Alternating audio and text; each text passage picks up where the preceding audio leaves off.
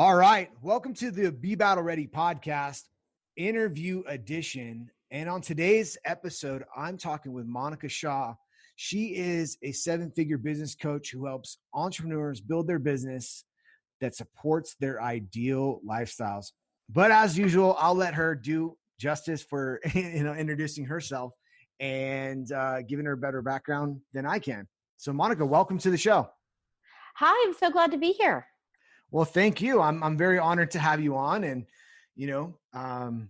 be talking with someone very like-minded and I'd love just looking forward to our conversation and where this is going to take us. So why don't you just tell us a little bit more about, your background, where you come from, all that good stuff.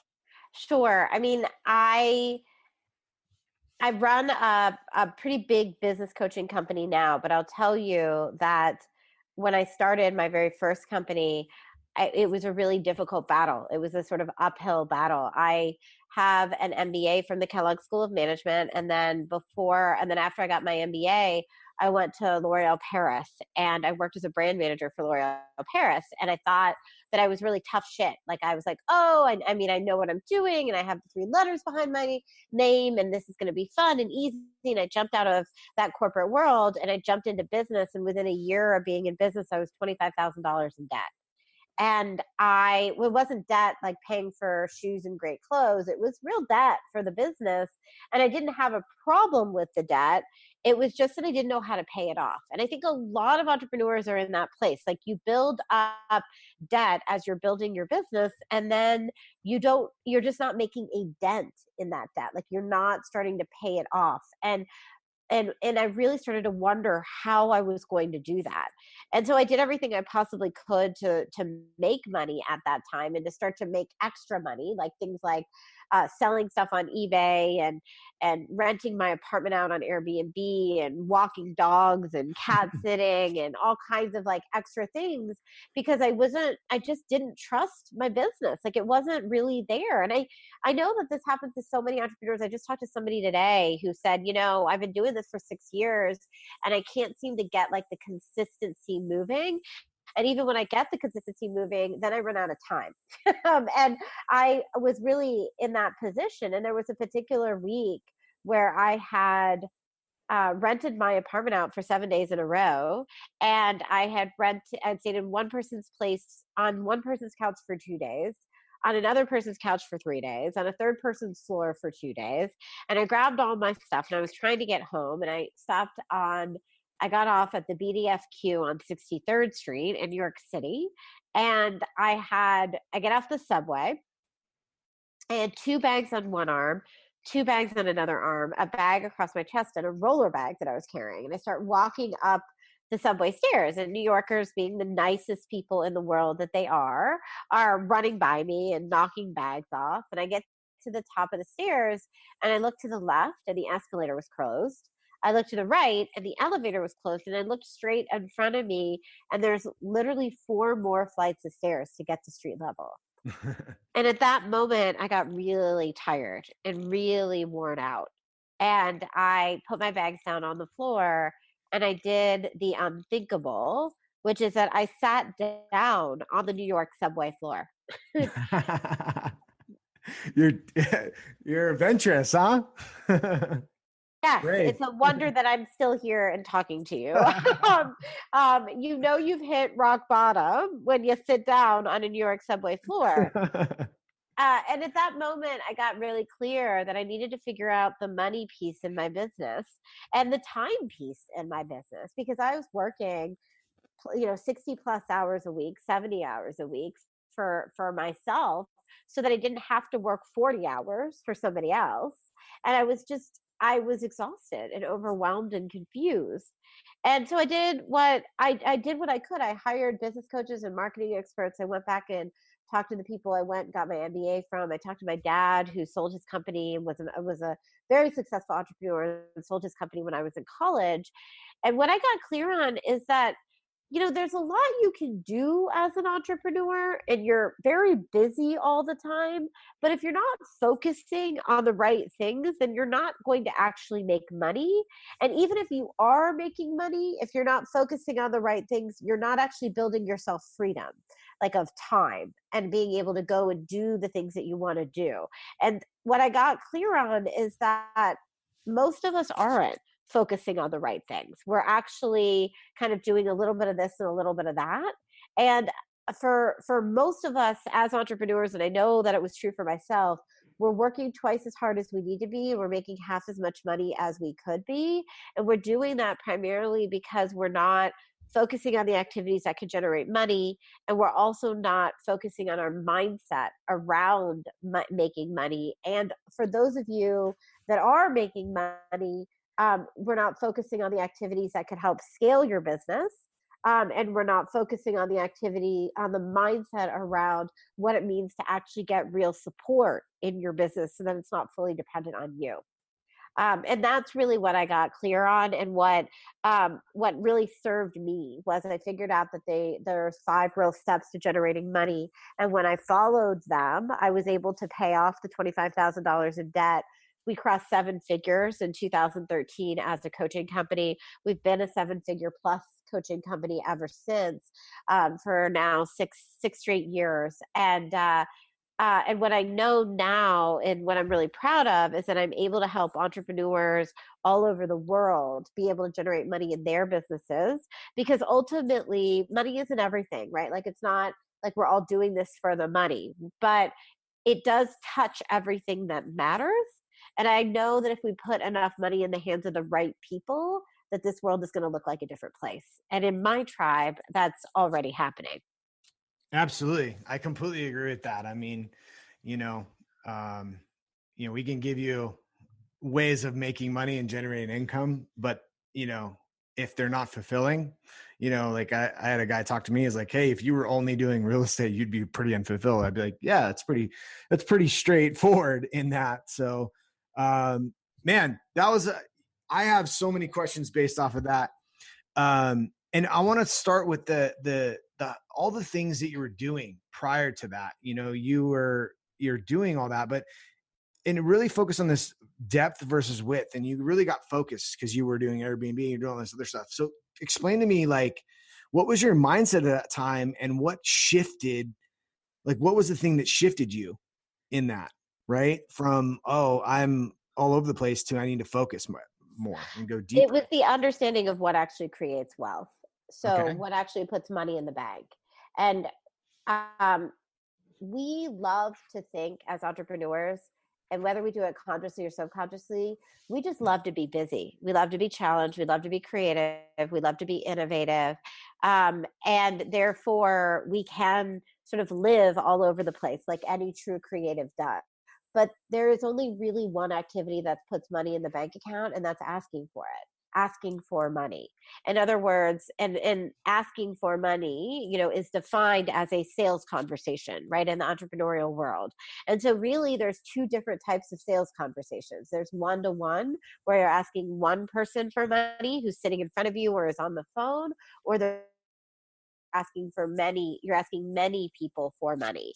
And ultimately, what I started to really like, the big transforming moment for me was really getting that if I was going to track anything in my business at all, it was track sales conversations. Like, how many sales conversations, how many times a week am I asking for money? And that really, when I started to really get, and for me, it's a rule that I had, it's a rule that I give for all of my clients. And that is that you should be asking for money at least 3 times a week. And so that could be 3 individual asks. It could be 1 mega ask is what I call it, if you're doing it in front of a group or you're doing it on a video. But at least 3 times a week is going to keep your business growing. And so what happened is, when I got clear that that was my main activity, then I started to realize, okay, my real focusing is on activities that are going to help me generate sales. And those are called revenue generating activities, or what I call revenue generating activities. So I stopped, just today I was having a conversation with someone who heard one of my talks. And she said, after I heard about all the things that we do to waste time, I went home and I fired my graphic designer. And I said, well, why did you fire her? And she said, because my business and partner and her were perpetually arguing about colors. And she's like, and I really got from you that that wasn't making us any money and that we needed to just stop. And I was like, good for you, right? Like that is a breakthrough moment when you really get sizing your picture on your newsletter doesn't matter, or the perfect color blue on your website, not that big of a deal. You know, the getting the perfect topic for your weekly newsletter, not going to make or break your business. It's none of those things are revenue generating activities. What is a revenue generating activity is an activity that is going to lead to sales conversations. So this is going to vary depending on your business, but the number one activity I really like that leads to sales conversations is speaking in front of groups of people, because not only does that lead to sales conversations because you make an offer at the end of your talk, it leads to conversations that are high converting because those people already have energetically felt you, and in a lot of cases, they're already convinced that they want to work with you, that they want to do something with you by the time they get on the phone with you. So that's one of the top activities that I recommend for people, even above and beyond all of the online activities out there. Awesome. So let's circle back to the debt part, because I think that, you know, in my history experiencing taking on obviously real estate debt to start a business and to expand a business, let's talk about that, because that's a big thing that in the sense of a mindset that we have to get over as entrepreneurs, because we have to take on debt sometimes, and it could be insurmountable as the way it feels at the time. But talk to me about your experience with that and how you dealt with having debt at that time. So interestingly enough, I don't think debt is an issue. And I think the way we have to think about debt as entrepreneurs, you know, you have to have money to start a business, like that it has to come from somewhere. And especially if you like, it's why you see, if you watch Shark Tank, you see people coming on Shark Tank to ask for money, because especially if you have a product business or a brick and mortar business, you need some sort of money to create the product or to renovate your store space or your restaurant space. And for many small business owners, that money that you're using to start your business is credit cards, right? It's like a loan. And in a lot of cases, it's a great loan because it's a low interest or no interest loan. I think that what the problem stems in is the payoff plan for the debt, and how quickly can you pay it off. And so this also comes about because for a lot of businesses, you're not breaking even. Like it takes at least a year or two, sometimes 3 years to break even. So my feeling about debt is not so much that you should worry about it, especially if you're just starting your business. But if you are a more advanced business owner and you're constantly finding that you're in debt, or you have a mountain of debt and you've been in business for, 5 years, 10 years, and you're not actually paying it off, then we need to look at the other side of the coin, which is revenue. How can you start to increase your revenue? Which goes back to the original point, which is how can we increase sales? I'm not a big proponent of, cutting out your lattes so that you can pay off your debt. Because I think as a business owner, you need your lattes, honestly. Like I think it's also a mindset, right? Like, yeah. It's this thing of, and there's a lot of things as we're raised, our systems are raising us to become employees. Like where our school system, our society is all focused on employees. We do have this subculture of entrepreneurs, and it's growing, but we're told as to pay off our debt, not carry debt. Debt's bad. And then our lattes and spending, how you actually get ahead is by spending less. When as an entrepreneur, it's all the rules are reversed, right? Take on debt, spend more, and be okay with spending, Absolutely. And it is an absolute role reversal. And I have a little story that I think sometimes helps for any of you that are carrying debt out there. And that's this. I always explain entrepreneurs as being wizards and everyone else is being muggles. And if you're familiar, this is a Harry Potter reference, just in case have been. Yeah, the second part I did not get. And so in Harry Potter, the wizards are magicians and the people who are magical, and everyone else is a muggle. So as entrepreneurs, we're wizards and everyone else is a muggle. And I do a whole, class, a whole section on the difference between wizards and muggles, as entrepreneurs and non-entrepreneurs, because there's a whole piece around the fact that there's so many things that non-entrepreneurs don't understand about entrepreneurs. But one of the things when you're talking about debt is to realize that if you have shame around the debt that you're carrying, it's not helping you pay it off, because the energy of shame is taking away from the energy of action. So what do you do about that energy of shame or that energy of sadness? Much of it is passed on from an old school belief around debt. So if you think back, most of our parents and grandparents, or not our parents, but our grandparents and great-grandparents were products of the Depression era. And in that era, you would make a certain amount of money. Let's say you made, $30,000 a year. And then if you were lucky, you would get a 10% raise. But that 10% raise wasn't that much money. And you might get that every 2 years. You wouldn't even get it every year. So if you lived outside of your means and you accumulated debt, you would die with that debt. Like, there's no way in your lifetime with a 10% increase every 2 years that you would ever be able to pay off that debt. And then that debt would be passed on to your children, and they would carry the shame of your debt. So there became a cultural, societal belief around you should never carry debt, and you're a horrible person if you do, and you're never going to be able to pay it off, and then it's shameful and an awful thing to do. That's where it was created. But the thing to remember is that as a wizard, as an entrepreneur, you actually don't have 10% increases. You could have a 30% increase, a 50% increase, 100% increase in your income. So that means that if you are carrying debt, you have a real possibility of paying it off within 3 to 5 years of you starting your business.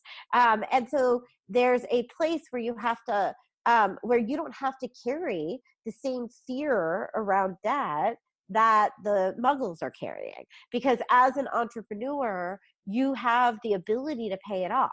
You have the ability to, as long as you're spending it, you're using it wisely. So that's the piece that's interesting, is let go of the shame. I mean, my feeling around this is let go of the shame around your debt and put your focus and energy around really being able to generate more and more revenue, really being able to grow 30% plus per year, so that if you are carrying debt, you're making enough money to not only pay all of your bills, but to be able to have extra to start to really make a dent in that debt. Awesome. So, one thing when you were telling your introductory story, kind of your background and everything, is you went from being an MBA to working in a corporate environment and then transitioning over into entrepreneurship. And I feel like there's two types of entrepreneurs. That there's people who just start businesses, really don't go to traditional route. And then there's, people like yourself who jump out of the corporate environment and then actually get into business. And I feel like a lot of them, they're like great pieces to the puzzle a lot of times. Right. So, I just want to see what the difference was, the skills that you learned in the MBA and working in the corporate environment, how that transitioned over, and what gaps were there that weren't there that you had to learn, as to be an even more successful entrepreneur. I will say working in the corporate environment taught me to work hard. I worked at L'Oréal Paris. It was a very demanding environment. And because it was run by a French company, the way that French run their meetings is that there's never really an agenda. So you're just expected to be prepared for anything. And I think that taught me a lot about working hard and preparation. But I don't think that it taught me much about the specific courage that is required to be an entrepreneur and the risks that you end up taking. Getting my MBA, helped me with just basic skill sets for sure.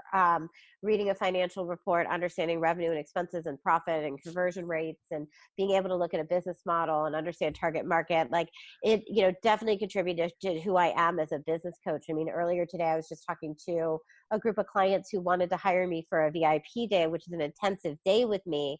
And I always talk to people before they do that, and their business model wasn't working. And I was like, you guys, we can't build this business if we don't have if this business model isn't going to generate money. And I think that's a really, I got both of those from my experiences. But where the gap really was is, first of all, the money piece. Even as an MBA, they don't teach you sales or how to ask for money for yourself or how to build confidence around sales, and the mindset piece. It's a whole completely different mindset to be selling for yourself, to be taking risks for yourself, to be spending money that is your money or someone else's borrowed money. And so that piece of really like having to learn resilience, like grit, learning how to use your intuition and being tenacious and being resilient and being able to withstand disappointment, I feel like is all stuff that you have to just learn through action. And taking actions, and and by surrounding yourself with a lot of really smart entrepreneurs and a great business coach to help prepare you for that, because I think that that's the thing that really topples people over the fastest is the disappointment and the rejection that comes in the process. Yeah. And you mentioned something about having a coach, and just now and a little earlier, I know I've had personally start off with coaches early on and all that, but I know that some people think it's like a sign of weakness to bring on a coach, consultant, and all that. Like, let's talk a little bit about that and your experience. I mean, did you wrestle with that initially, or was it something intuitively you knew you needed to do and you just jumped into it? It was both. I knew I needed to do it, and I jumped in right away. I hired a business coach as soon as I left L'Oreal. Like within a month of leaving L'Oreal, I hired a business coach, and I was paying more than $2,000 a month for it.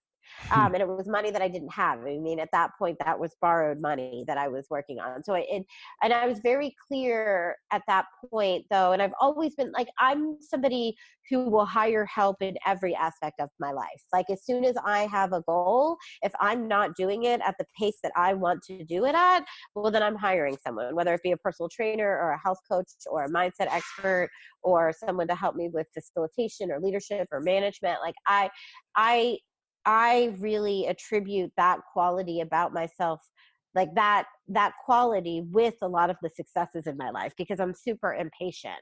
And so I just know that you hire the person that's the best out there at doing what you want to do, and you learn from them. And it's been like a real success trait for me, but it is scary. So at the same time that you're doing that, you're paying money that you might not have. You're taking a risk on who this person is. You're taking a risk on yourself. You're having to leave your comfort zone. It's not very fun. It can be very uncomfortable to be pushed in ways that you don't want to be pushed. And so there's a place where I think it can be, and then there's always this feeling of like, why do I need this person? Why can't I do Right? this alone? Like, like why, like, and then you find, of course, superhuman brain always finds somebody who you think is doing it alone to compare yourself to. And you're like, well, she can do it alone, or he can do it alone. Why can't I do it? And I think the thing that's always comforted me, though, is the facts don't actually say that. Like the most successful people on the planet do have coaches. They don't always call them coaches. They might call them mentors. They might call them advocates. They might even just call them great friends, but they're people that they go to advice to who are more successful than they are and who guide them along the way. Not to mention that if you look at the way companies are set up, CEOs are surrounded by boards and executive teams. And a lot of times CEOs, their executive teams, the people on their executive teams and the people on their boards are smarter than they are and have complementary skill sets than they do. And that is on purpose. That is to advise them and guide them and to serve a coaching role. So when you're in business by yourself and you don't have a board and you don't have an executive team, you need someone that is going to be able to guide you in that direction. And it's not a sign of weakness. It's what everybody else is doing. it may just not be the same vocabulary. Like they may not call them a coach, but it's the same consideration. And I remember I hired a coach on top of my business coach. I hired a coach to come to my very first 3-day event, to be there present with me and coach me. And she really helped me. Everything from like the outfit I was wearing, to how I walked on stage, to how I answered questions at the mic, to the way that I presented myself on stage, to my sales pitch. And I remember saying to my husband, it almost feels like I'm not doing anything alone. Like it feels almost like, gosh, like I don't even like I'm a child, like I'm a small baby, like showing me how to do everything. And I don't know if this is okay. And he looked at me and he's like, Monica, every famous person has been made by other famous people. Like they have all have counselors telling them what to wear. They all have support and coaches and people and stylists that are helping them pick everything out. No one's doing this alone. And I really took that to heart. Even you look at the president, he's got advisors around him. So why should anyone have to do it by themselves? Absolutely. I mean, I don't know where this comes from, right? This superhero complex that we push upon ourselves, that we place upon ourselves, that we have to be it. And it's just actually more destructive than it needs to be. And then it's more destructive than just submitting to it. And there's this huge thing that your success is in your submission. The more you submit to being led and led, the more successful you'll be. I think some of the best leaders are really, really good followers, and it's funny that you talk about that, because I want to coach for everything. So, and even stuff that I'm, literally like my background's in fitness and probably almost coming up on 20 years of being around it and involved in it and educated in it, and I still want a nutrition coach, and I still want somebody to write, my workouts for me, because it's this, I think that us as that entrepreneur personality type, it's like we're so in some ways loners, in the sense that that's how I feel, right? Like it's so how we think, how we process, how we go about doing things is so different, that we feel alone, that we want to be surrounded by people to support us, you know what I mean? And and that's how I feel. I mean, I don't know if you've experienced that at all. Yeah, I totally agree with you.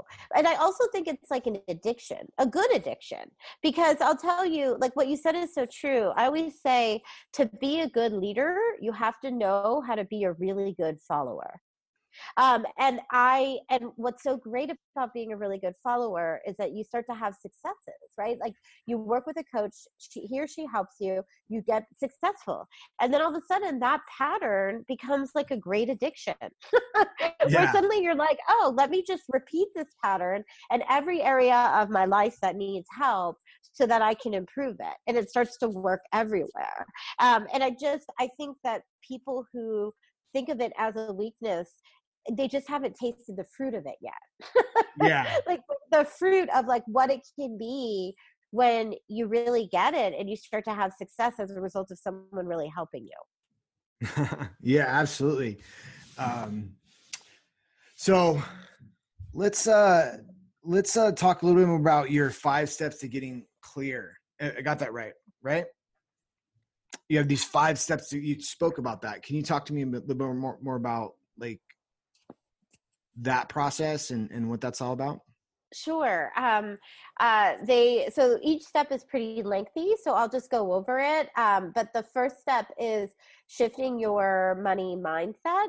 And what I'm talking about there is that most people are afraid or have issues with money. And so it's really looking at what those are and then replacing them with healthier beliefs. And that's going to clear the way and lead to step 2, which is step 2 is focusing on revenue generating activities. So I alluded to that at the beginning, really focusing on things that are going to generate money and letting go of the things that are just wasting your time. Step number 3 is tracking your numbers. So many entrepreneurs really can't answer the question, how am I doing? And what's working and what's not working. They can suspect it, but they don't really know. And that's because they're not actually using numbers to help them get there. So looking at numbers is a huge part of just being really clear about what you need to do. It's also a great way to stop working, because a lot of times when people aren't tracking their numbers, they're overworking because they're not really clear about how much work they need to do to be able to say, oh, I can honestly stop at 4:30 on a Saturday and not worry about it because I did what I needed to do this week, because they don't have any sort of quantitative evidence of what they actually got done that week. And then step number 4 is dynamic planning. And when I say dynamic planning, I don't mean like creating a plan in January and then kind of looking at it as a wall art piece. I mean creating a plan that you're actually changing every week, every month, and every quarter, like that you're revisiting it and really treating it as a projection and not as a place to hang yourself. Because a lot of entrepreneurs will do their plan, and then the moment it stops working, there's a lot of shame and disappointment involved, and then there's the just the giving up of the plan. And that's not really what it's meant for. It's really meant to be the measuring tool between what you intended on doing and what happened. And the space between what you intended on doing and what happened is the growth, right? That's the learning curve. And so it's really learning to be at peace with the growth piece of it. And that's what a plan can help you to do. It helps you to stay out of delusion about what you thought you were going to do versus what actually happened. And then step number 5 is rinse and repeat. And I say rinse and repeat because we just a lot of us have a focus issue, right? We're focusing on too many things at once, and we're not actually doing really staying focused in on the things that are going to be the most helpful for us. Awesome. So let's transition to a little bit more about your programs and stuff as we, wrap up in the next 5-10 minutes, but let's talk about that and who are the people you work with? You spoke a little bit about your clients that you've talked with, and tell us about some of the programs that you have and all that. Sure. So my focus is on helping entrepreneurs be able to double their incomes within 12 to 18 months. And I teach money skills, marketing skills, and sales skills to do that. And I also combine that. One of the things I noticed, I've been doing this for 15 years now. And one of the things I noticed in my first 5 years is that I can teach people money and marketing skills literally all day long. But if there's fear beneath those skills, if there's limiting beliefs, if there's things that need healing below that, we're not going to get anywhere. So I also combine that with, I'm a psychic and a spiritual healer as well. So I can look at what the beliefs are that are getting in your way. We can do clearings on them. So I work on both sides of the coin, the sort of MBA side and the spiritual side of growing a business. And in terms of the first step of connecting with us, what I've created for people is the question I get over and over again is, Monica, I really got your teaching around sales and I need to be asking for money more often. And most entrepreneurs will admit to that. But then the next question is, how do I get those conversations, right? What are those revenue generating activities that I need to be doing to get those conversations? And that is what we've created is that there's 9 revenue generating activities. And I've created a marketing calendar that outlines every revenue generating activity, the order that you do them in, and the quantity in which you need to do them in. And it's at revenuebreakthrough.com/marketing calendar. revenuebreakthrough.com/marketing calendar. I think this is a tool that every entrepreneur needs. It's super easy. You can print it out. There's one that's filled in for you, one that is blank that you can fill in on your own. And it just simplifies this process of what do I need to do to make money. And for those of you that actually want to connect with us directly, maybe if you'd like support in your business or you have a question, you can find us at revenuebreakthrough.com, and you can find us there on Instagram and on Facebook. Just look up revenuebreakthrough.com, and then you can email us at support@revenuebreakthrough.com. Awesome. Well, I appreciate you jumping on. I've really enjoyed, having this conversation with you, learning more about you and your program, your background. We'll go ahead and link all that up in the show notes and put all your information in there. And I really appreciate you. And I look forward to, connecting with you soon. And everybody else, till next time, we'll talk to you soon.